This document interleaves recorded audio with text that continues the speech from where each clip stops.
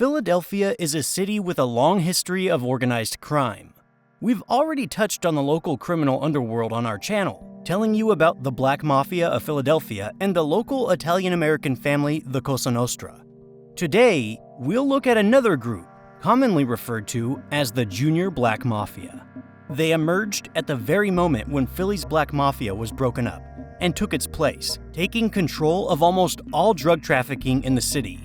Their story is a snapshot of the crack era in Philadelphia, when money flowed to gangsters like water, but mixed with streams of blood flowing from those who were unlucky enough to lose in these vicious games. Meet the Junior Black Mafia on the other side of the law. Before you continue watching, I'd like to ask for your financial support of the channel. At the link in the description, you can find my store-branded merch with exclusive prints designed by me. If you have the opportunity and you like something, please buy it, so you can help the channel to develop. Thank you in advance, and enjoy your viewing. The Philadelphia Black Mafia, founded by Sam Christian in the late 1960s, terrorized the city for almost 10 years. They taxed all drug dealers, extorted businessmen, committed robberies, and brutal murders. But by the early 1980s, almost all of them had been put away, creating a power vacuum among African-American gangsters that was filled by the Junior Black Mafia, or JBM for short.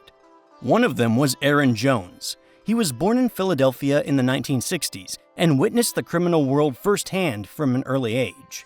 As a boy, he ran errands for Robert Mims, one of the founders of the Black Mafia. Jones found a new gang with his childhood friends Mark Casey and Leonard Patterson. He was fascinated by Francis Ford Coppola's cult film, The Godfather. His fascination spread to Casey and Patterson, and the three shared a common vision for their lives and future. Inspired by the themes of the movie, they sought to build their own criminal empire, no less formidable than the Corleone clan. They started by recruiting people who could help them break into the upper echelons of the crack trade, which was at the height of its popularity at the time. One such valuable asset was Leroy "Bucky" Davis, a close friend of Will Smith. Yes, that's the one. Davis, like Jones, was born in the 1960s in Philadelphia. Raised in a Christian family, Leroy initially found himself in the boxing ring, where he achieved significant success. By 1974, he was a star and known as a local prodigy. But despite his achievement, Bucky couldn't resist the lure of the streets, which promised him easy money and power. By the end of the 80s, he was a full-fledged member of JBM, capturing lots of territory for the gang. At the peak of his career, Bucky was selling about 50 kilos of dope a month. But the key to JBM's rise was Aaron Jones's connection to cocaine suppliers in California through another gang member, James Cole. By the way, if you didn't know, crack is made from cocaine. The partnership between Jones and Cole ensured a steady supply of high-quality product and gave the gang a serious advantage over its competitors. With control of the supply, they gradually took over the drug market. They supplied local dealers with their product on extremely harsh terms. They could only sell the gang's cocaine. If a dealer refused, he would soon be found dead.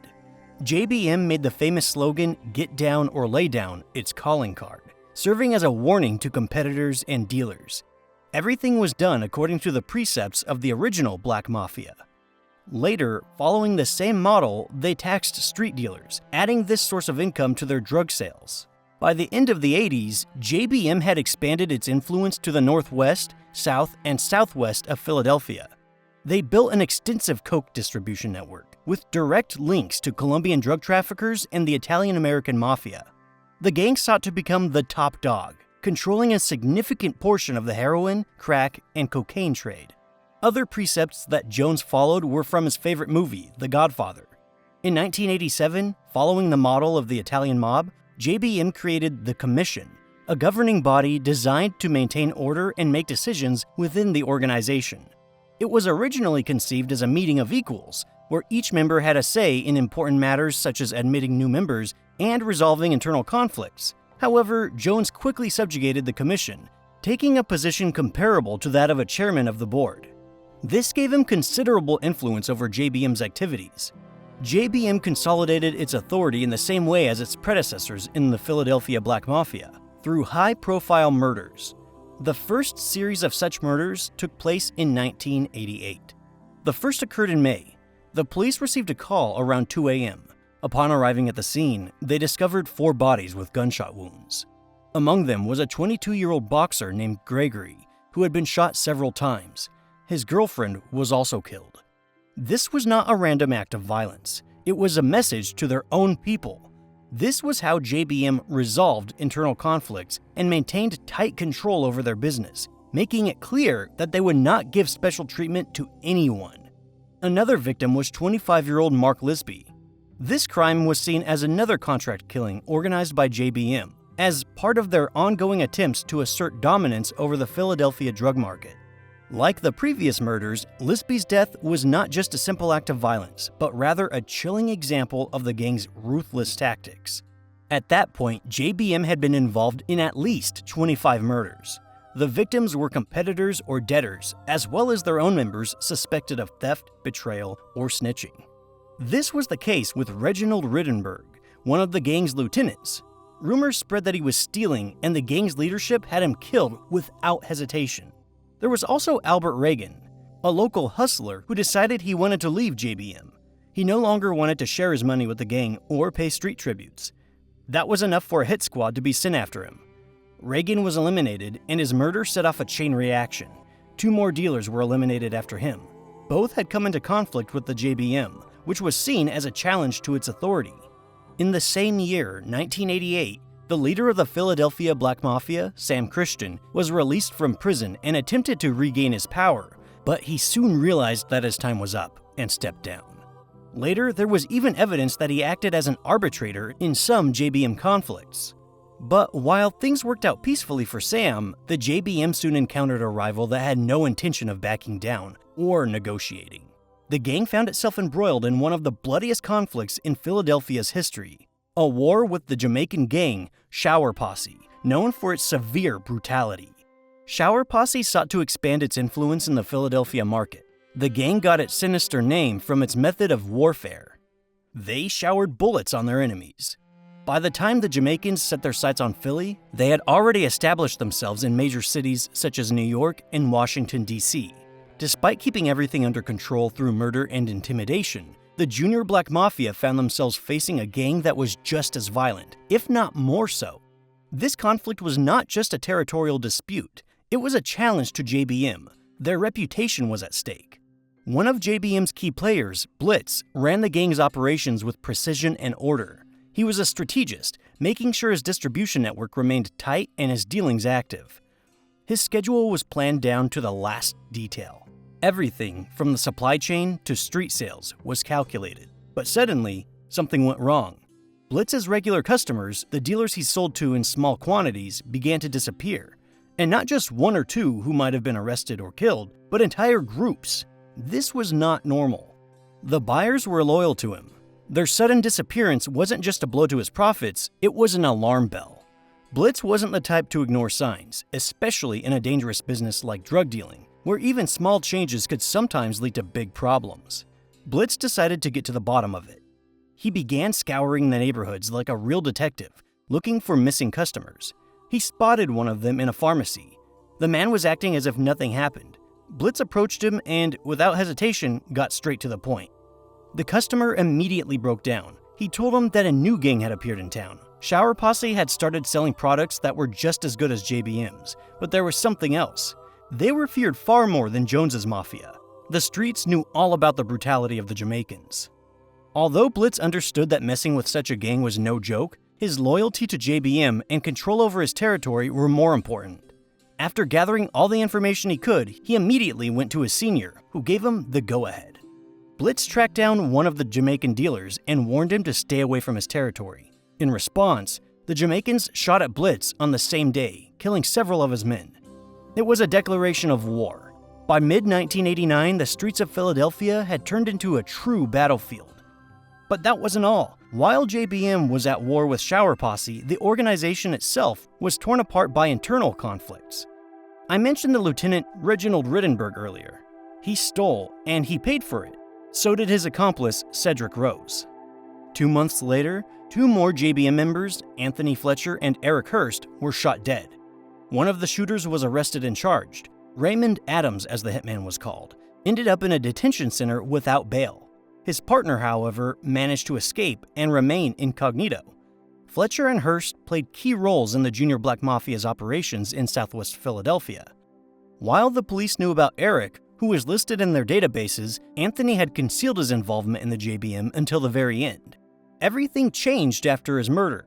The police found out that Fletcher was making deliveries to various trap houses throughout the southwest side of the city. They were ordered by a former JBM member who harbored a grudge. He knew it would be a painful blow to Aaron Jones. To carry out the murder, he hired 2 hitmen, paying each only $500 for the job. As if the Jamaicans and internal squabbles weren't enough, JBM also got into a conflict with another influential local dealer, Craig Haynes. One day, Craig was driving on business. He noticed that a car was following him, quickly closing the distance. The car was filled with JBM members. The gangsters didn't waste any time and immediately opened fire on Haynes. Miraculously escaping death, Craig got away with only a fright. To fight back, Haynes began gathering loyal people, preparing for a bloody confrontation with JBM. One of the most tense and meaningful clashes took place in Las Vegas. Jones and Haynes found themselves at the same boxing match on the same evening. Their meeting quickly escalated into a confrontation. They ended up in a fist fight, but no one touched their weapons. Back in Philadelphia, Craig saw this as adding fuel to the fire.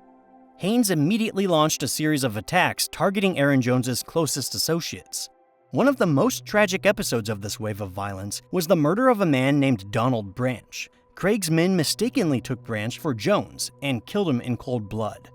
Such large-scale conflicts running parallel to each other led to JBM neglecting to monitor its cash flow. Many of those who worked in JBM's territory stopped paying their street taxes and even went underground, as the constant turf wars made it clear that stability was a thing of the past. Meanwhile, the feud between Haynes and Jones reached a dramatic climax when they staged a shootout right outside Philadelphia City Hall. This was bold, even by the standards of the time. The clash in broad daylight demonstrated the scale of the gang's power and influence, making it clear that they had become too serious a threat to public safety. And it was no longer possible to turn a blind eye to the growing violence on the streets. This event prompted law enforcement agencies, which had been monitoring JBM's activities for some time, to take more decisive action. Haynes was soon arrested and charged with numerous offenses. On September 1, 1989, Aaron Jones was also arrested. His bail was set at $3 million. His arrest was related to another crime, though. In February of that year, he participated in an attack on Richard Isaac, who survived after being shot 10 times in the arm, chest, thigh, and face, but was left paralyzed and confined to a wheelchair for the rest of his life. Isaac remembered everything clearly. Jones, along with another JBM member named Samuel Brown, and an unidentified shooter opened fire on Richard as he stood on a street corner. Even after Isaac fell to the ground, the attackers continued to shoot him until Aaron allegedly said, "I'm out of bullets." Only then did the trio flee the scene, leaving the man to bleed to death. This was punishment for refusing to work under the JBM and choosing to remain independent. The case against Jones and Brown did not immediately gain traction. Both members were arrested shortly after the attack, but when the preliminary hearing was held in June, Isaac unexpectedly recanted his previous testimony, in which he had identified the shooters. This led to the charges being dropped. However, it later emerged that Richard had been intimidated by members of the JBM. Isaac himself later admitted that he had heard rumors that if he continued to testify, his family would be targeted next. The beginning of 1990 was marked by a high level of violence by young members of the Junior Black Mafia. In response to the growing wave of violence, local authorities in Philadelphia adopted a more active policy to combat the spread of weapons. In 1991, the Philadelphia Anti-Drug, Anti-Violence Network launched a voluntary gun surrender program. The goal was to reduce the level of armed violence and the number of weapons on the streets. Citizens were offered $20 for each weapon they turned in the hope of reducing the number of potentially dangerous situations. However, the initiative did not solve the main problem, which was much deeper and more systemic. Such a huge amount of violence and weapons did not come out of nowhere. Criminals and gang members were to blame. It's unlikely that any of them would have voluntarily surrendered their weapons for $20 when power and survival were at stake. Moreover, they were making much more money from racketeering, drug trafficking, gambling, and other activities. So the problem had to be solved differently, and the law enforcement agencies took up the task. After several months of investigation, they managed to seize 200 grand in cash, jewelry, and cars belonging to JBM members. In addition, a large money laundering scheme was uncovered. JBM laundered dirty money through local car dealerships, where 3 salesmen were involved in illegal transactions, helping to hide income from drug dealing and avoid the attention of the IRS. All of them went to jail.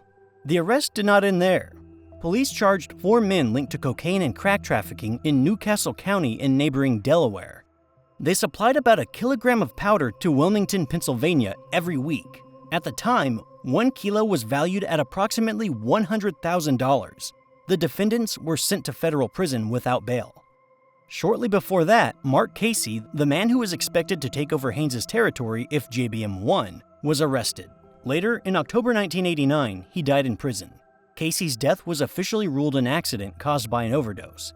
Investigators determined that he had taken a lethal mixture of cough syrup, cocaine, and the sedative glutathione. In May 1990, the story of Leroy "Bucky" Davis, who was an extremely valuable player during JBM's rise to the Olympus of crime, came to an end. His death is still shrouded in mystery. It's believed that Leroy was the victim of an internal power struggle and turf war. In 1991, a shootout took place at a nightclub in West Philadelphia. James E. Madison, a high-ranking member of the JBM, was inside.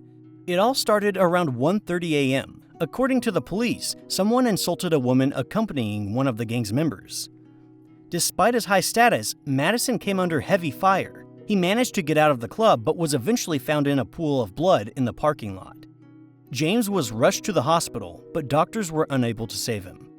According to one version, his death was a simple accident. According to another, the same internal turf wars were involved. In October 1991, the noose began to tighten around Aaron Jones. He and 25 other gang members were charged with conspiracy to distribute drugs. The investigation into JBM was the result of a joint effort by several key law enforcement officials, including FBI agent Jesse Coleman, Aaron's brother-in-law. Coleman played a crucial role in coordinating the investigation, working closely with State Trooper Tom Anselm and Philadelphia Police Detective Lamont Wesson. At the time, Jones was already in custody for his involvement in a stabbing, but the new charges promised an even bleaker future. If convicted, he faced 6 life sentences, as well as millions of dollars in fines and confiscation of property. The charges against him were not limited to conspiracy to distribute drugs. He was also awaiting trial for the alleged torture of a hostage. On top of that, he was accused of organizing the brutal murder of another gang member, who was shot more than 20 times. Although the charges against Jones and more than 24 of his associates were seen as a major victory, not everyone believed that this would be the end of JBM. The problem was that despite large-scale raids and high-profile arrests, 6 accused JBM members were still at large, and many rightly believed that the organization had already begun to recover from the blow. Yes, the police had eliminated key players, but the gang was a decentralized structure consisting of several factions and a wide network of associates scattered throughout Philadelphia and beyond. And as long as even a few members remained at large, the JBM continued to exist. By 1992, Junior Black Mafia had firmly established itself as one of the most violent and financially successful gangs in Philadelphia, if not the entire East Coast. In just 5 years, they had earned over $100 million from drug trafficking, mainly in cocaine. They were also responsible for several dozen murders. In June of that year, after years of investigation and numerous raids, authorities secured convictions for 7 men involved in the JBM drug ring. A few months earlier, 3 more had been arrested, including 2 alleged bosses. In July 1992, several members of JBM were convicted: Reginald Reeves, James Price, Anthony Long, Joseph Cobb, Michael Williams, Darrell Reeves, and Leroy Jackson all played an important role in drug distribution. Investigators built their case using audio recordings incriminating the defendants, as well as searches of their most frequented places. Testimony from former associates who cooperated with law enforcement also provided valuable information and helped uncover the inner workings of the gang. Earlier, in April 1992, a federal jury found Aaron Jones, Brian Thornton, and Bernard Fields guilty of drug-related charges. Defense attorneys attempted to cast doubt on the credibility of prosecution witnesses, claiming that they were exaggerating the facts. However, the evidence was too compelling, and the court found them guilty. In August 1992, Thornton was sentenced to life in prison, and in September of that year, Aaron Jones received a similar sentence. This was a devastating blow to JBM. The gang began to rapidly disintegrate.